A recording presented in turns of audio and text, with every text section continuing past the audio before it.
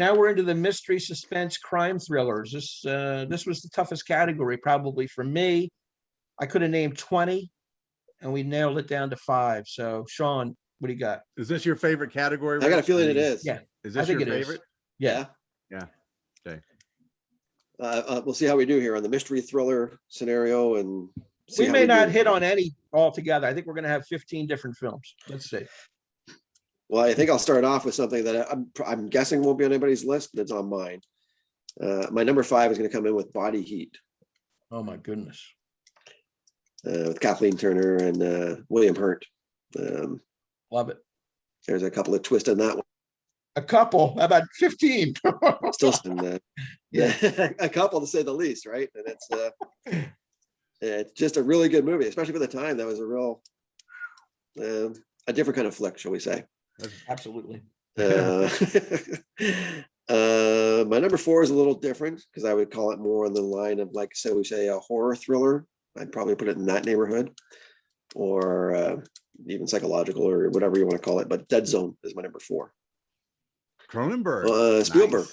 I had that considered. Spielberg flick and Cronenberg, and yeah, I just love the way the whole story, and Christopher Walken's fantastic in that movie. He's great in that movie. Yeah, it's one of those ones that Brian would have that I could, if it's on, I'm gonna sit down and watch it. It's just one of those flicks that absolutely. Yeah. And I really did end up really hating Martin Sheen. So that's just me. That's, I don't need that, that picture there plastered on a magazine. But my number 3 would jump into Harrison Ford's Frantic. Ooh, would be my number 3. I considered that. My number 2 is No Way Out. I love No Way Out. Hackman and Kevin Costner. I love that movie. And Sean Young is actually in it too.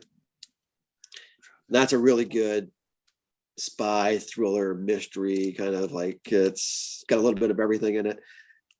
I think Costner is really good in this flick, actually. So, and don't want to give anything away about it if you haven't seen it. So it's like, you have to see that. That's a must. But yeah, if you haven't seen it, you should watch it. It's a real good thriller kind of. There's lots of twists and turns in that one too. Oh my God! And you might not even know they're coming. So it's a real good flick. The ending caught me, man. I did not see the ending. There you go, eh? Give you the Sixth Sense kind of vibe, eh? So, but my number 1 goes back to Harrison Ford again. I'm going with Witness as my number 1 out of the 80s. I think that's real good. Great job. Good. Cop, mystery, thriller kind of flick. You kind of had all in there. So I will say this: I have Witness in a different category, but I echo your sentiments exactly. Fantastic. Good to know it's out there somewhere.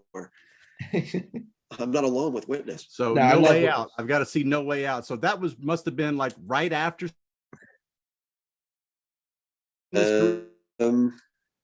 I'd be guessing what year this is now, because it's No Way Out came out in 87. 80, I was well beyond. Yep. Okay. All right. Yep. Okay. I got to see it. I haven't seen it. I'll be honest. I've not seen that movie. I like Sean Young too. I got to see it. Sean Young's good in that movie. Gene Hackman, of course. Who's Sean? Who's the guy that plays the weasel in that movie? I can't think of the actor. I mean, it's one of those faces, you know him when you see him. And I can't think of his name, but he's good in that too. He's very good in that movie, actually. Very good. Those performances are excellent. And blonde hair is parted to the side. Yeah, he's got the receding blonde hair. Yeah, that's him. Yeah. I can't think of the fellow's name, but yeah, you're right. The acting in it is very, very good. Yeah. And that's directed by an Australian guy named Roger Donaldson is the name of that director. You got me there. Yeah, he hasn't made a lot of American films, but for some reason they recruited him to make that, and he did a really good job. I think he make that film called 13 Days with another Costner film about the JFK, about Missiles of October. I think that Roger Donaldson made that movie, and that's another good movie. That's later on in the 90s. 13 Days. 90s, now I'm gonna have to check that out. Eh? If you haven't seen that, that'll have you on the edge of your seat, because you know the history of, we almost go to war with Cuba or with Russia over Cuba, right? But the suspense is unbelievable. It's got Bobby and Jack Kennedy making all the decisions behind the scenes. The acting's fantastic in that too. So. But that's for another time. Brian, what do you got for horror or for mystery and suspense? Okay, number 5, I've got Manhunter, That's which good. was the as part of the Silence of the Lambs thing. Is actually Red Dragon was remade recently with Ray Fiennes. It's Yes. the same story. The prequel to Silence of the Lambs and the Hannibal Lecter arc and all that stuff. I thought this one was much darker than Red Dragon. Red Dragon seemed a little bit more stylistic to me, with a lot of focus on the drama narrative, whereas this one was a little bit more focus on the actual killings themselves for this one. So I like that one. Fatal Attraction, Adrian Lyne, who's the same director who did Jacob's Ladder. I thought that the tension that's built up in that movie over the course of it is tremendous, and you just don't see where the danger's coming from. You just don't see where it's coming from all the time, and that unexpected stuff is sometimes the scariest. A movie I hadn't seen forever, but that's one of the ones I had to go back and watch again, was John Schlesinger's The Believers. That has Martin Sheen in it. Where it's like this undercover world that he ends up inadvertently stumbling into, and all these and end up terrible things end up happening, because of that. And it's great. I mean, it's I hadn't seen it forever, and I had to see it again because it just triggered in my mind, and that was one of the ones that got in here late. Number 2 for me was The Dead Zone with David Cronenberg. I thought Walken was fantastic in that. Maybe one of my favorite Stephen King adaptations to the screen for sure. But my number 1 is David Lynch's Blue Velvet. There you go. I like David Lynch. I like his style. I usually break it down like this. If you kind of half-ass watch a David Lynch movie, you're not going to know what the hell is going on. And even if you watch a David Lynch movie intently, you're probably not going to know what the hell is going on. He does. He's always like that. Dennis Hopper's portrayal of Frank Booth in that is one of the most disturbing, psychopathic. I haven't seen anything like that, and I didn't see anything like that until I saw Ray Fiennes play Amon Goth in Schindler's List, and then later on, Javier Bardem doing Anton Chigurh in No Country for Old Men. That was the sex scene that he has. Was it a Baby Wants Blue Velvet? It ends up being an oral sex scene between him and what's her name, Isabella Rossellini. Isabella Rossellini, disturbing stuff. I mean, everything about that movie is just disturbing, and if you're not paying attention, you're definitely lost. And I paid attention, and I still felt lost for most of it. But that's like the nature of a David Lynch film. He takes all these images from his childhood and his life, and he just kind of throws it into his films. And you're not sure exactly what's part of the real narrative of the film and what's David Lynch spilling onto the film. I love the movie for its surrealism of that nature. So good choice, Brian. That's your number 1. Yes, great pick. My number, a lot of these films, I wish I would have juggled more at the end, because you mentioned some that I wish I would have picked. Anyway, number 5, Sea of Love. Al Pacino and Ellen Burstyn. I just like the chemistry. I mean, I don't want to get sexist here, but Ellen Burstyn to me is not a traditionally good-looking woman, but she is so sexy in this movie. She exudes it, and you can see why they had some of the scenes they had. John Goodman's in a supporting role. They're trying to they use her as a plant, I believe, to find somebody that's killing someone in a hotel, and they put a newspaper ad in, and he has to date all these women. It's pretty erotic, and Pacino's really never made a bad movie. He doesn't give a bad performance. He's good in this too. Number 4, I have Blue Velvet. I'm glad you mentioned it. I love Blue Velvet. Wacky, bizarre, and disturbing as it is, it's one of a kind, man. Yeah.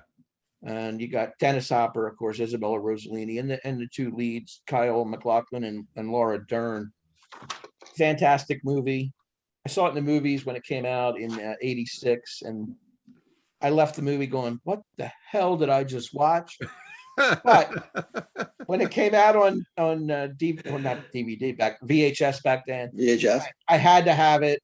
I had to say, I got to watch this again. And again, it's just that it gets in your brain, like you're deciphering what's going on. So bizarre. Number 3, it could be classified as action adventure, but I put it in the crime thriller category here, and that's To Live and Die in LA. I don't know if you've Great seen it. flick. Yeah.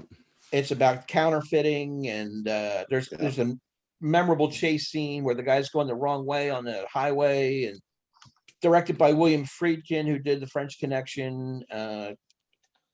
Really an all-time villain by Willem Dafoe in this movie. There's explosive violence you don't see coming. Lead characters getting whacked. I mean, it just has it all, and it's got some bizarre sexual overtones in it as well towards the middle of the picture in his private life. But I love that movie, To Live and Die in LA. It reminds me of a Michael Mann movie, the way they shoot LA, but it's actually William Friedkin. Number 2 is a Coen Brothers, their first movie called Blood Simple. Love it. Yeah, I'll just leave it at that. Number 1 has been mentioned earlier, and that's Body Heat. I absolutely love Body Heat from day one. I've probably seen it 20 times in my life. Kathleen Turner, William Hurt, Richard Crenna, of course, is in it. Ted Danson, Mickey Rourke as an arsonist. That's right. Directed by Lawrence Kasdan, wrote the screenplay, and it's based on the 1940s film Double Indemnity. It's got all the twists and turns. It's extremely sexy. You can feel the heat. The bodies are sweating. It sizzles, some of the scenes in there. The dialogue's tremendous, and the twists and turns, they never stop coming. Yeah. And like every 10 minutes, every 15 minutes, you're going, what am I thinking? Who did it? Who's the person? But anyway, love it. Can't get enough of that one. I haven't seen it in a while, but if anybody out there that hasn't seen Body Heat from 1981, it's 40 years old. It still holds up. Check it out. So that takes care of that category. Then we're going to go to horror sci-fi. You can have either a sci-fi or horror in this one. Horror sci-fi. I'll do my number 5. It was a different kind of horror for the time, that's for sure. So I'm going to start off right with a strict horror, and that's going to go right into Nightmare on Elm Street. Wow. In the 80s. It's West. It was different for what it was. It wasn't a slasher kind of flick. It wasn't, this is not Friday the 13th. This is not, the kids at the camp. This is not Michael Myers and Halloween. This was a different kind of horror movie. And it almost had obviously, go to sleep in the bed. Here comes, Freddy, all these other things. But Johnny Depp dies in that movie. Johnny Depp, he did it pretty good there. Yeah. Not to say, the sequels or anything, 2's not bad, but, and then it kind of goes south pretty quick from there. But, we could be on 14 after that, as far as I know. I don't know. I don't even know. I probably gave up after 5 or 6. I didn't know where I gave up. So, but Nightmare, to start off for what it was in the 80s, was a really good horror movie in the 80s. That's for sure. Yeah. It's still not a bad flick to check out. My number 4 was going to be Poltergeist. Ooh, that's a good one. How did I miss that? Horror sci-fi kind of covers like the angles here. That's a good one. I do have a family member who would say something along the lines of, outside of Craig T. Nelson's overacting at some points, it's really, a home run. But, when you move the headstones, but you didn't move the bodies, and he's freaking out there, it's like, that stands out as like something we could probably say at any time and anywhere, right? So it's right. The Poltergeist was a real good flick. Yeah, that's a good one. Yeah, a lot going on in that movie. It was, and still is a good movie, actually. Yeah, plagued in some ways, but for other reasons. But we'll leave that at that. So that's my number 4 would be Poltergeist. My number 3 is going to come back to the remake of The Thing with John Carpenter. Good one. I just saw that last year. Man, that's a classic, man. That's it's really, really well done. It was brought up to a good time, and it's and I like the original The Thing. I like the black and white. But this was, if you're not a remake, Carpenter did a fantastic job on this one, man. This was, Kurt Russell was really good in it. The acting was good in it. Wilford Brimley's in it. There's other character actors in it that are really good. And the special effects were top notch, especially for the time. So, it had the horror sci-fi angle covered off pretty good, and it's a classic in my opinion, to be honest with you. Yeah, I agree. My number 2 horror sci-fi,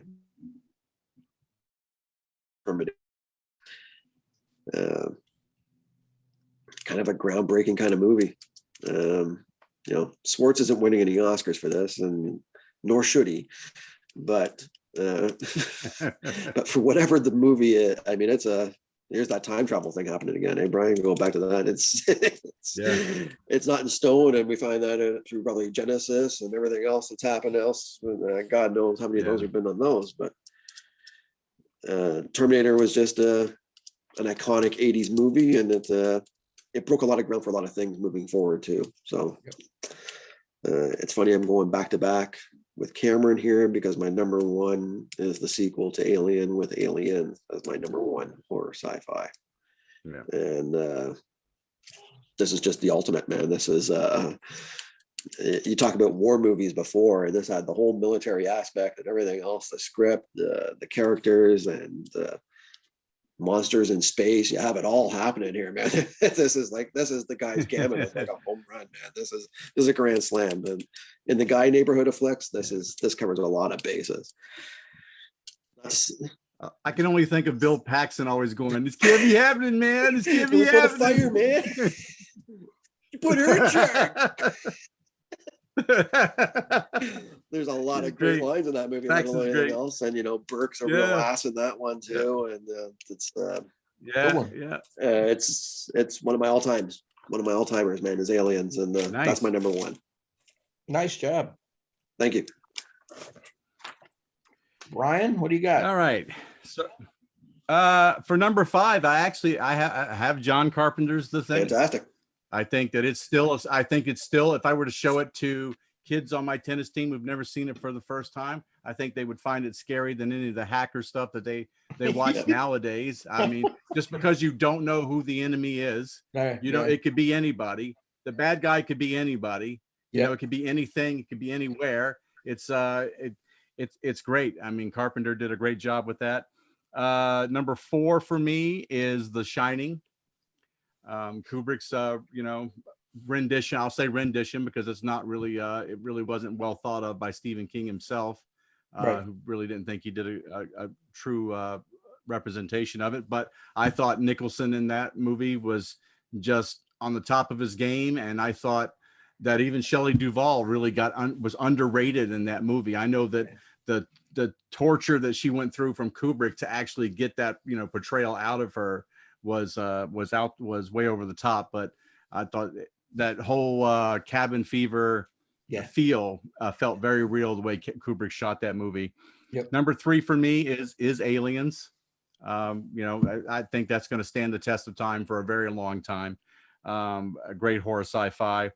Number 2 is Empire Strikes Back. It is the best movie of the Star Wars franchise, hands down, and because it ends on a bummer. And I think that I think that that's just the way it should be. Not everything is always cut and dry, and the good guys don't always win. And I thought that was the best, hands down. Number 1 for me is another Ridley Scott film. It's Blade Runner. Yeah, I thought Blade Runner was probably the best dystopian sci-fi movie of that decade. It's so well shot. You felt like you were living in that world as a Blade Runner, which is essentially a bounty hunter who's tracking down replicants who are artificial people who have a limited lifespan, and some of them have escaped from a colony, and they're looking to find their master and try to bargain more time and onto their lives. And his job is to track them down. And Rutger Hauer plays Roy Batty, a great performance for him, and it's well known for the tears in the rain soliloquy at the end of the movie that was completely ad-libbed. Wasn't in the Philip K. Dick novel at all. He completely ad-libbed that. He did a great job there, and it's just a tremendous movie. It's scored by Vangelis as well, something to always know about that. Favorite quote from there is when Batty's meeting his maker, Mr. Tyrell. He tells Batty that a candle that burns twice as bright burns half as long. He said, "In you, Roy, you have burned ever so brightly." That was a great quote from that movie. There you go. Yeah, great. Yeah. So that's my number one.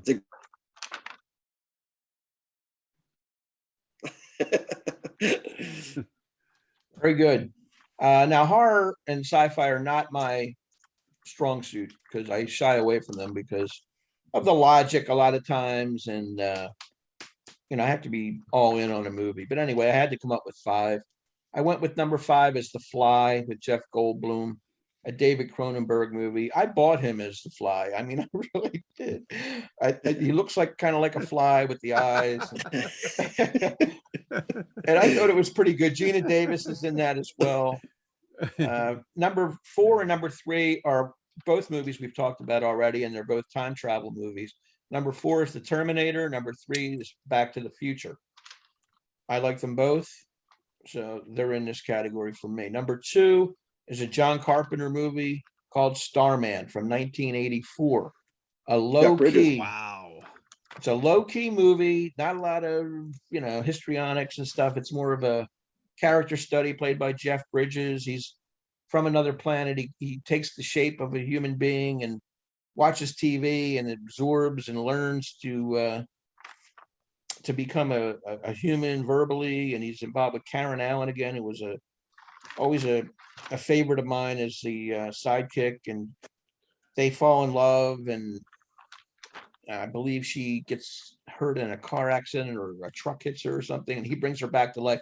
He's got some kind of special powers anyway, Starman, and eventually he's got to return to where he came from. So great movie. Have you guys seen it? Yes, long time ago. Yes. Long time Long ago. time I knew it was ago. Jeff Bridges, and Yeah. I didn't remember the part about bringing him back to life there, but so that makes him the original Neo. Yeah, yeah. And number one for me is The Shining, Stanley Kubrick's masterpiece from 1980, starring Jack Nicholson. I mean, what a performance. I like the camera movement inside the hotel. That little kid on the what's that little scooter, he's running through the hallways and he runs into those two dead girls. Oh, sure. It's just it is claustrophobic. Jack at the typewriter, all work and no play, make Jack a dull boy. That scene is unbelievable. And him, It's a pretty going- big book too, eh? yeah.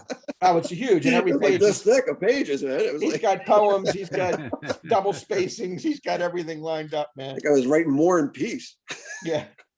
It just it hits on so many things: the isolation, the madness, Yeah. the claustrophobia. Then there's the whole premonition thing, which makes it the sci-fi. You got the kid who sees things in the future, sees what's coming, and Scatman Crothers, of course, is the caretaker or the handyman, and he has the same thing, and he observes that in the boy, and there's a lot of different stuff in here. The woman in the room, remember the woman, he comes out of the bathtub, Bathtub. Mhm. Yeah. that scene will creep you out like nothing else, man.